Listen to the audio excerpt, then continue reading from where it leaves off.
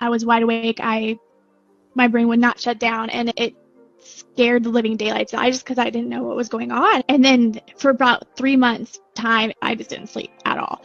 I started having panic attacks. It was terrifying, absolutely terrifying. I saw so many doctors, and they were all like, "You're fine." I mean, I went and saw a hormone doctor. I went and saw, you name it, I went and saw them. And they're like, "No, it's your anxiety." I'm like, "No, I don't have anxiety. I'm not sleeping. There's something wrong with me." And I got an email about the doctor's notes that she had taken. In the diagnosis, she had put psychophysiological insomnia. And I was like, what? What is that? And of course, what does every person do that has anxiety? They Google it. And so I Googled it, and it led me to a Reddit page that ultimately led me to your channel. First read a book. They recommended a book by Guy Meadows. And then from there, I don't know how I got introduced to your school, but it was like in that thread, because this Reddit page was just hailing this way to kind of get out of that insomnia. Then I bought your books, and I just devoured them, and it all made sense. I felt like for the first time in 4 years, I was like, someone understands me. This is exactly what's going on with me.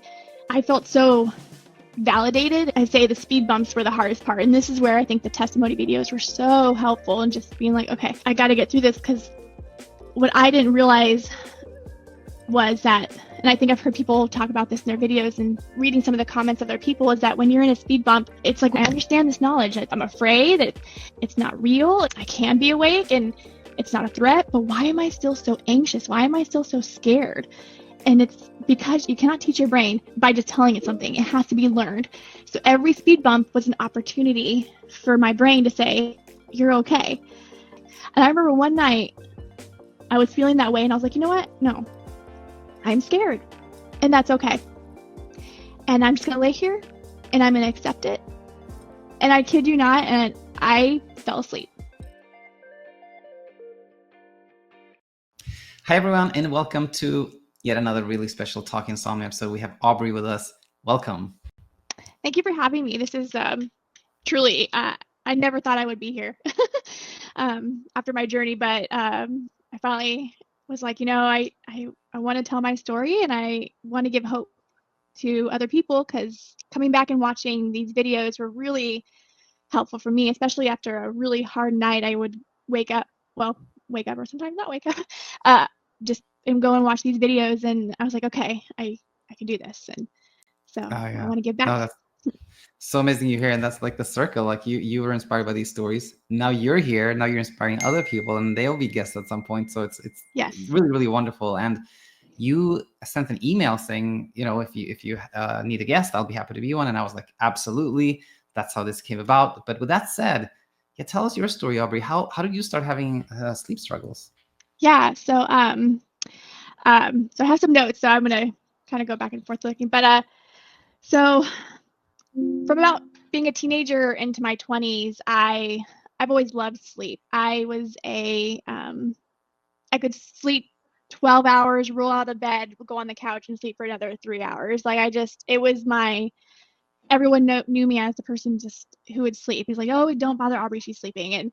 And it was kind of just my identity. And then I started having kids, and when I had my twins, I was obsessed with sleep. I was obsessed with their sleep and my sleep, and it ruled my life. And it's funny, my husband and I were just looking at my children's baby book, and my husband had put, what's mommy's favorite thing, and it said sleep.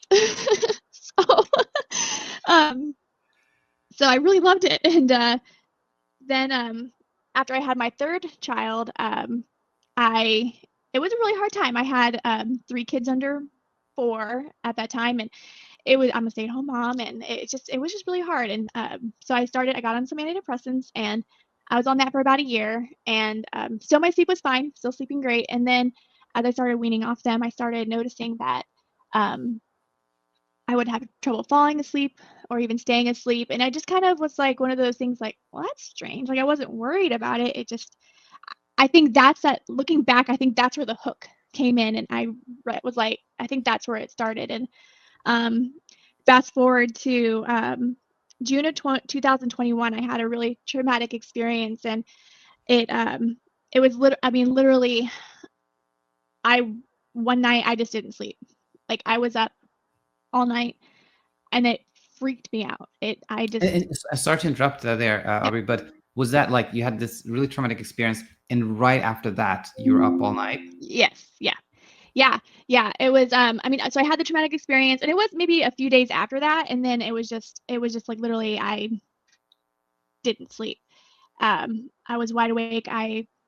My brain would not shut down, and it scared the living daylights. I just because I didn't know what was going on, and then for about 3 months time, I just didn't sleep at all. Uh, I started having panic attacks. It was terrifying, absolutely terrifying, and I just had no idea what was going on, and I saw so many doctors, and they were all like, "You're fine." I mean, I went and saw a hormone doctor. I went and saw, I mean, you name it. I went and saw them, and they're like, "No, it's your anxiety." I'm like, "No, I don't have anxiety. I'm not sleeping. That's why there's something wrong with me." And I had a doctor who was like, he gave me some medicine. And I was just like, that's not gonna help. And um, finally, I did get on something, and that did seem to help, but I wasn't on it for very long because I don't like being on medication. And I know I've seen other guests that you've had that just there's this weird tension there with that, and I just felt that. Um, so I was actually given Doxepin, which I don't know if you're familiar with Doxepin, but it would help me. I would use it kind of as needed. And that's when I was like, okay, I can settle with that. So for about 3 years, that's what I did, and I was kind of in that space of I think in your calling your book as a truce. I Yeah. was in I was in just this 3-year period where I was just like, okay, I got all my vitamins, I got everything, I got my rituals. Just don't go back to that space. And I kind of just was on this teetering of like, will that ever happen again? And um, I lived in that space for about 3 years, and it was at that like, still at the time I had no idea what had happened back then. It was just to me it was just this terrifying experience.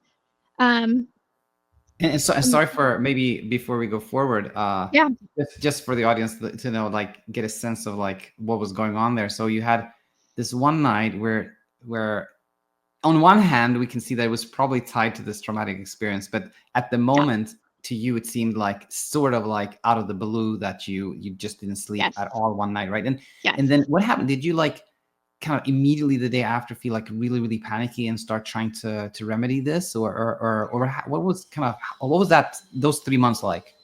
Well, so the next night I remember being like, okay, I didn't sleep. I'm gonna sleep tonight. I'm exhausted. I'm gonna crash tonight. I just, I know it. And again, I didn't sleep. And so that's just what happened time after like night after night after night.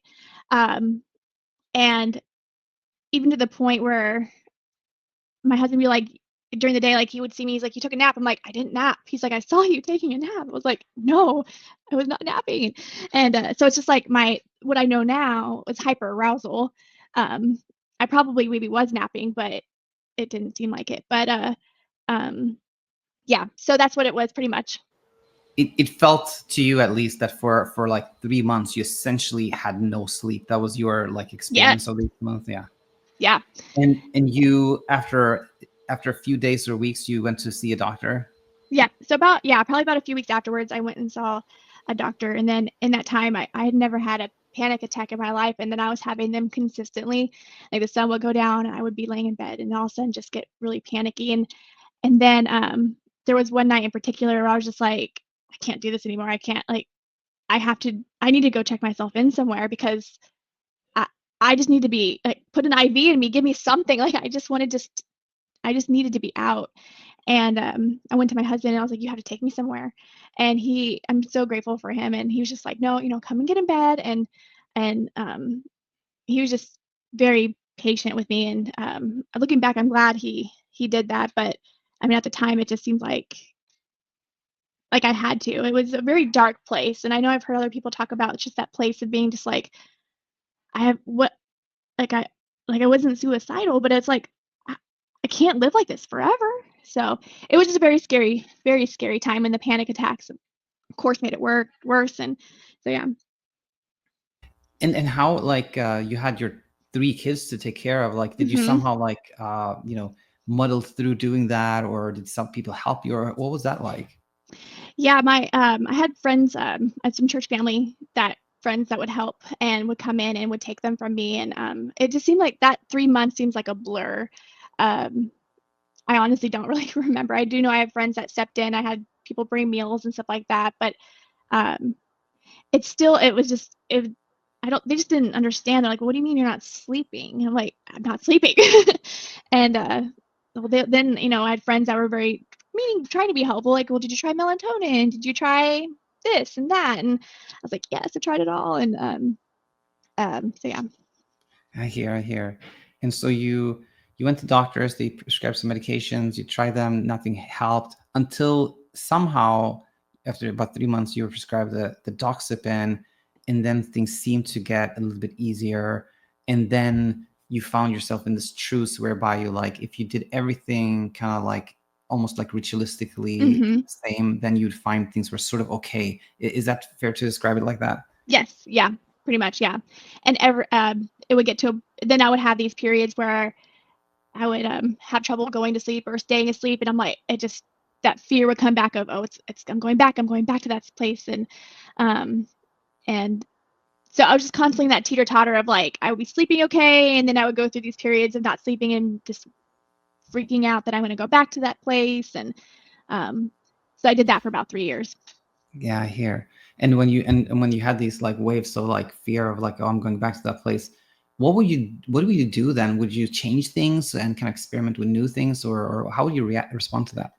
um yeah, I mean, yeah, start googling. I um googled like crazy at that time, and just experimented with different things. And what's funny is, like, nothing, it didn't really click at that time, but now I realize that it that's not what was helping me sleep in the times that I did sleep, because I would take things away, and then it was like, okay, well, that wasn't helping, so I don't need that, and then pull things in, and it's like, but then I wouldn't sleep on that stuff, so it was just kind of this back and forth. And even it's funny how the brain works, because I would even be like, oh, to my husband, I can't watch this show because I won't sleep. Like, there was we Was it wanted to just like watch. you had random ideas about this particular Yes. show that you couldn't watch? Yeah, okay. Yeah, like, my husband we wanted to watch The Office. I'm like, oh, no, no, no, I had a bad night watching that, so my brain doesn't like that show. I can't watch The Office. So,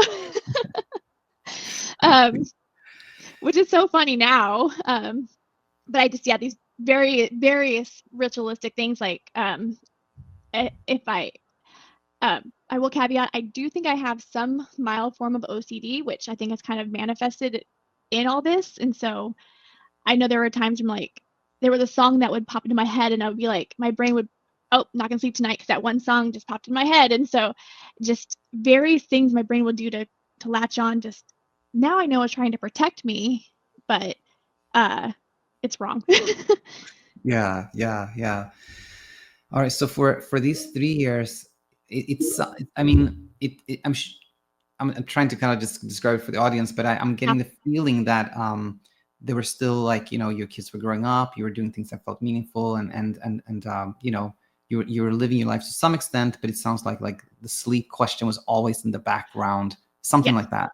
Yes. Yeah. I mean, I would live my life. I homeschool. We did but it was always looming, and that this heavy cloud was just always over my head, just like, will tonight be the night that just everything crumbles, and I go back to that place. And um so, yeah, I mean, there were mornings where I hardly slept. And then even with the medicine I was taking, because my idea was, if I had 3 nights in a row, I would take the medicine. But the thing about that medicine was that I would wake up and I would just it just made me miserable. I woke up super groggy. I mean, just, I was a horrible person to be around. It made me grumpy. And so I was almost like, I'd rather not sleep than be like this to my Yeah, family. It got to that point. totally here. All right. Well, thanks for clarifying this. And then now, like, kind of back to you, and maybe continue the story after. So you had this truce, and yeah, what happens next? Yeah. So then in May of 24, so again, we homeschool, and um, and it's just usually around the end of the school year, I'm just tired and I'm done and everyone's done. And my anxiety was super high, and I again stopped sleeping and still but didn't know why. And just that fear of going back to that place. Well, I ended up going back to that place. I started again not sleeping, and I was just like, okay, nope, I'm not doing this again. I have to get on something. I'm not doing this again. I'm not going to do this again for 3 months. So it was about a week's period where I again wasn't sleeping pretty much every night. And so I found a doctor, and I went to like my primary. Well, actually, it was a friend of mine's doctor who had referred me because she really liked her. And I just told her, I was like, this is what's going on. These are my hesitancies about taking these medications. And she's like, well, let's just take it slow. And she prescribed me an antihistamine. And she's like, if this helps, great. If not, then we can talk about maybe doing something else. So I took the antihistamines, and it worked for about 3 nights. I remember like for 3 nights, I was like, I'm cured. This is all I need. Everything's great. And then again, I wasn't sleeping again. And but in that time, in that like 3-day span, I happened to look up. I got an email about the doctor's notes that she had taken, and kind of just about the appointment, and in the diagnosis she had put psychophysiological insomnia, and I was like, what is that? And of course, what does every person do that has anxiety? They Google it. And so I Googled it, and it led me to a Reddit page that ultimately led me to your channel. It was I first read a book. They recommended a book by Guy Meadows, and then from there, I don't know how I got introduced to your school, but it was like in that thread. And at that point, I was wanting to just read anything that I could, and because this Reddit page was just hailing this way to kind of get out of that insomnia. And then I bought your books, and I just devoured them, and it all made sense. I felt like for the first time in 4 years, I was like, someone understands me. Like, this is exactly what's going on with me. And I felt so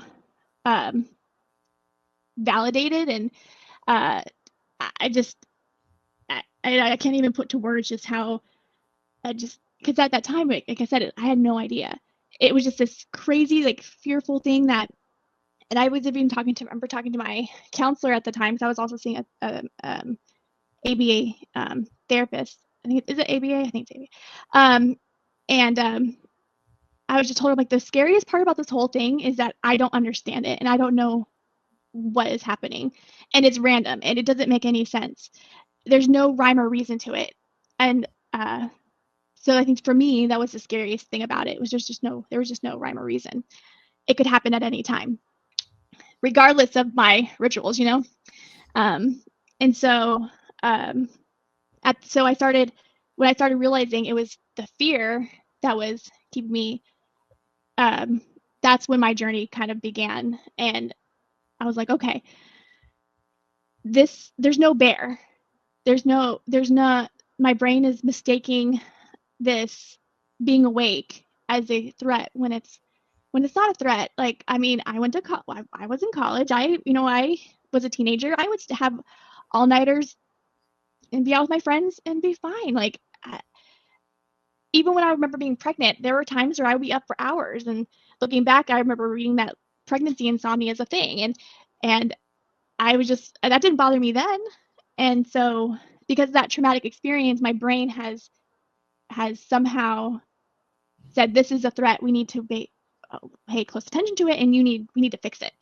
And so, yeah, from there, that's when my journey kind of began of trying to heal it. And then I say the speed bumps were the hardest part. And this is where I think the testimony videos were so helpful, and just being like, okay, I got to get through this, because what I didn't realize was that, and I think I've heard people talk about this in their videos and reading some of the comments of their people, is that when you're in a speed bump, it's like, well, why am I, like, I understand this. I understand this knowledge. I'm afraid that it's not real. I can be awake, and it's not a threat, but why am I still so anxious? Why am I still so scared? And it's because you cannot teach your brain by just telling it something. It has to be learned. So every speed bump was an opportunity for my brain to say, you're okay. And I think that was the hardest part for me, because I was like, well, I know this. So like there'd be times where I'd start I'd wake my husband up, poor guy, and just be like, and be crying and be like, I just don't understand. Like, why do I keep going through this? I'm tired of this. I want to be over this. And I've been dealing with this for so long. I just don't want to worry about this anymore. And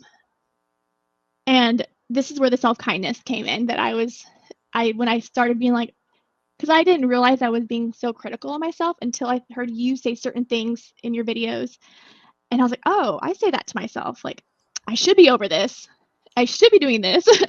Why are you still freaking out about this? And it's like, no, like, and I remember one night I was feeling that way, and I was like, you know what? No, I'm scared, and that's okay. And I'm just going to lay here and I'm going to accept it. And I kid you not, and I fell asleep. And the next morning when I woke up, I was like, all right, I'm on something here. So that was just that idea of being kind to myself and accepting the feelings of because I think with my anxiety, I started to, like, the feeling of anxiety and the thoughts of anxiety of whatever it is really had, I didn't want to feel them. I was like, these have to go. These are bad feelings. They have to push them away. But I started realizing, I was like, no, these feelings and these thoughts are not a threat. They are okay. And I can choose to accept them or reject them, to engage in them or not engage in them. And at first it seems counterintuitive. It's like, well, no, these are bad feelings. You don't want to feel these. But it's like, no, I need to teach my brain, though I can't talk to it, but through experience, teach it that I'm okay. It's going to be okay. Yeah, that's so well said. And it, in a way, it answers maybe the most common question I ever get, which is like, Daniel, I understand everything intellectually, logically, all makes sense, but why am I still like in my body feeling this? Why is my subconscious not learning? And it's like you said, there's intellectual learning, and then it's like experiential learning. And the experiential learning is often what really makes a difference. Now, staying on this topic of like self-kindness and self-criticism, I know you already kind of talked about this, but maybe you can expand more for people out there. Tell us a little bit more about like how you saw the self-criticism, even maybe before you knew it was a thing. Like, how did you start realizing that you were hard on yourself?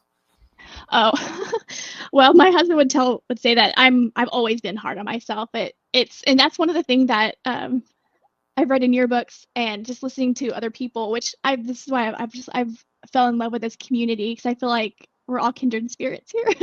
Because there's people who come on, they're type A, they're go-getters, and which is great. But that usually people that are like that are prone to anxiety and prone to be really hard on themselves. And so I think I've always just been like, you could have done better on that test, or like, why stop being that way, or fill in the blank. And so I think I've always been kind of that way. And it wasn't until learning about from your teachings that it's like, oh, well, this isn't actually helping me. This is hurting me. So and I didn't even recognize it. I will even say, probably to this day, I probably don't recognize when I'm the self-talk that I'm doing, because it's just so ingrained. I hear, yeah. So people have told you, at certain points in your life that, hey, Aubrey, you're kind of hard on yourself. You're pushing yourself a lot, but you've heard that, but to you, it may have come out like, yeah, maybe, but it's good for me. Like, it helps me, it gets stuff done. But Yeah. now with insomnia, it's kind of like maybe the first time you realize maybe it's not helpful, something like that. Yeah, I've always thought, well, if I'm not hard on myself, how the ball's gonna drop somewhere. I gotta take care of stuff. I got things to do.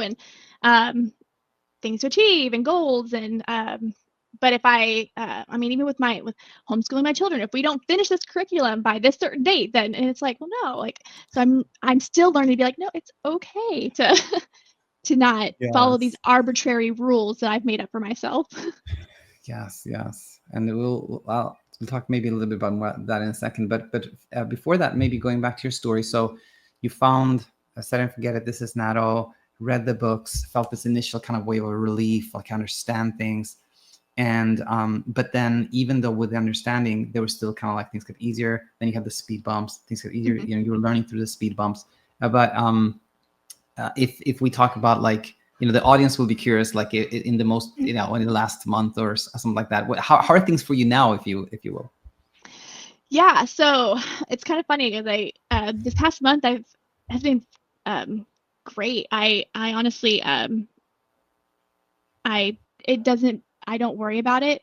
It's kind of ironic, and I told my husband this right before I came on, is last night was probably I had fallen asleep and I was up for a couple hours, which is the first time that's happened in a long time. And I was like, of course this happens right before I go on to talk about how great my sleep is. But just a reminder, like, no, like, it's not, I don't even consider it a speed bump. I think it's just life.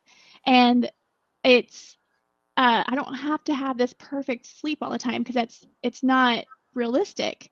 Um, and like my husband has times where he doesn't sleep.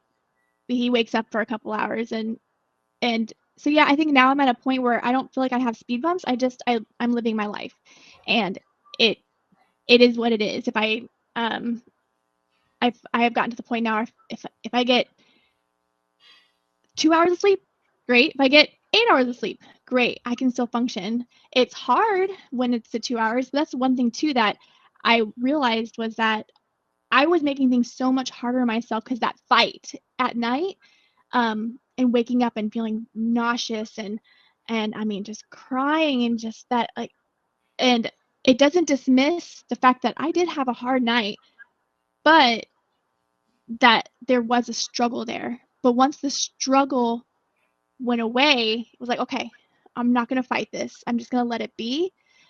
Yeah, I felt like crud the next day, but it wasn't nearly as bad as it had been in the past. And Yeah. that was huge. Yeah, that's an incredible point to make, because it's one that is, it's hard to see. It can seem so clear that, okay, if I sleep more, then I feel great. If I sleep little, I feel absolutely devastated. So obviously it's related to how much I sleep, but in reality, like the big change maker is kind of like how much we struggle, how much we resist, and that's a great point to make. And also the other point I want to make is like exactly as you say, like all of us will have nights where we sleep little for one reason or another, and recovery isn't really about like, oh, now I sleep so many hours every night consistently. It's about like, Mm-hmm. like you said, like if you have a choppy night or sleep little, then you don't respond much to it, and that's like, then you're free, because then like there's no, like you're not engaged in any like performance anxiety or any struggle at all. So well said. I also was able to get to the point too where, and this is probably the most freeing part of it all, is that I can have very little sleep, but I could still have a good day. I can, because I had this whole idea that I was like, I have to get enough sleep in order to be a good mom, a good wife, um, and to love my children well, to have patience with them. But once I finally stopped and was like, no, I'm tired, but I can have a good day, and I'm going to choose to engage with my children. And and some days it could have been like, hey guys, we're going to watch a movie today, and we're going to sit on the couch and cuddle. And some days it was, oh, we have a play date today. If we've had it scheduled, I'm not going to cancel it. We're going to go and we're going to have a good time. And I mean, I'm not even kidding, 10 times out of 10, it was always a fun time. So having that realization that I don't have to be controlled by this lack of sleep. I can't, like, because it was ruling my life. It like, I didn't want to travel. I just various things I didn't want to do because I was like, well, I gotta get some sleep. And it's like, no, I don't want to be a slave to this. I want to live my life and enjoy it regardless of how much sleep I got. Yeah. Wow. So nicely said. Which leads me to those the questions that I'm sure you heard me ask so many people, which are firstly, if there are things that you learned, through this journey that has helped in other areas of life, which you already touched upon, but I want to ask you still kind of like that direct question. Yeah. So I got some notes down here because those are my two favorite questions, because it's really what it's all about, right? This journey. Let's see. Okay, that's not it. Here we go. So yeah, during the speed bumps, learning acceptance, and I've learned that through that time, like, so I'm a Christian, so during that time I kept thinking, why am I suffering? What is this? Why is this? It just felt like this heavy burden that was just been placed on me, and I was just couldn't understand it, and then I was very angry, but now I can look back and I can say what was meant for evil has been for my good, and that my suffering wasn't meaningless. I feel like it's taught me patience and perseverance. That even though, yeah, it's hard in the moment, it's not going to be like that forever, and you will grow. And then also my thoughts don't have meaning. I think that was also a big one too, is just learning to say, because I think I've learned just that, and this is everybody, maybe it's just me, I don't know. But whenever a thought pops up, it's true. It's 100% true, and it's accurate, and it's reality. But what I've learned is that no, your thoughts are just thoughts, and they come and go, and it's okay to say, no, I'm going to choose to engage in that, or I'm not going to engage in that. So I think that's one thing that I definitely have learned. And also the fear, being afraid of fear. Like, I didn't realize how much I was living in a world of fear. And even just with, anxiety in general is just fear, and living, I've started to learn and just now see in other areas where I'm like, okay, I'm living in fear in that. So taking a step back and almost like exposure therapy, just to go and doing it, whatever, or sitting in it. So it's like with sleep, sitting, if you're awake, sitting in it and just accepting it instead of running away from it, and just be like, it's okay. So I started reading a lot. That's one thing I enjoyed. I have 3 kids, and I was like, oh, it's I don't feel like I'm gonna sleep tonight. I'm not tired. I can't force it. Well, I'm gonna go sit on the couch and I'm gonna read a good book because it's quiet and it's dark, and I can just have some time of peace to myself, which, as a stay-at-home mom and homeschooling, you don't get a whole lot. So I've come to actually enjoy that, and actually I'm like, oh, this will be a good night for that. Another thing that I think I learned is that the scenario in my head was always way worse than what it actually was. And I know that I'd be sleeping there and be like, oh, tomorrow's going to be terrible. I'm going to feel terrible. It's going to be awful. And I would feel bad, but the scenario was always way worse in my head than what the outcome was. So learning to reject that and just be like, just not even engage that was very helpful. Yeah. Because then, the brain can still produce that scenario, like, oh, it's going to be absolutely terrible. But then you're like, not really, probably not, right? You've seen through that so many times, right? Yeah. Also, wow. I can't remember who it was, but they had said something. It was like, oh no to oh well. I don't know who said that, but one year. And that has stuck with me, actually. That's probably Richard. He says it, but I think it came from Beth. But anyway, I think it's Coach Richard who says that. Yeah. Okay. Yeah. I actually have a sticky note on my dresser right by my bed. So every now and then I'll just look at it and just say it. Oh no. Oh well. And that just that has been really helpful too, because it's just you can't control sleep. Just, I think being type A, it's like you have this innate urge or want to just control things, and going with the flow does not come easy. And I guess that's one thing that I have learned is having to learn is go with the flow. That's amazing. Yeah, that I'm sure, you know, for all of us, it's like, I think if you're some of us humans are like more type A, right? Really want to control every detail of our lives. Yeah. But all of us humans have like a little bit of that tendency because we're all like humans. We all like scared of things, right? So in a way, what I'm trying to say is like for all of us, probably like going with the flow is something we can like have even more of and really learn from and whatnot. But all right, and also, you know, if you could, you know, travel back in time and ask and tell yourself something, what would you pick? Uh, I would say that I would look at that woman and just I just want to hug her and just tell her she's gonna be okay. It's a journey that's scary and it's gonna be hard and it's not gonna be perfect and it's not gonna be linear.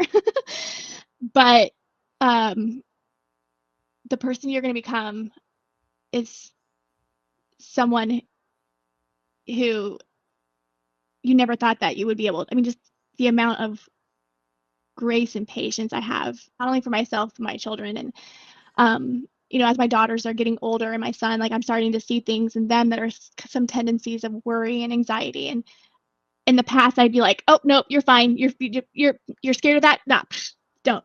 That's not something to be worried about. But now I feel like I'm at a place where I can say, let's talk about it. Let's work through it and give them the tools now. So as they get older, they will have these tools, whereas I'm learning them as an adult. Yeah, that's amazing. That's so wonderful. And that's like, that gives so much meaning to like the work we do, because you can see that not only if you help one person who struggle with insomnia, not only do you help that person, but they sometimes, like you, can pass it on to their children and Yeah. it can become part of their, et cetera, et cetera. So that's so wonderful to hear.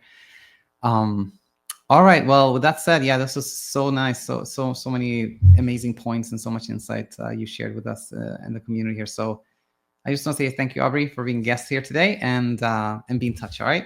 Thank you. All right. Bye, everyone. Bye. Hi, it's me, Daniel, and I hope you found a ton of value in the video that you just watched. As you can probably tell, we share everything freely on our YouTube channel about what leads us from insomnia to a place of peaceful sleep for the rest of our lives. But it can take some time and bandwidth to go through all the free content to find the answers to the questions that you have. And this is why we have already done curation for you in our Insomnia Immunity program and in BedTyme.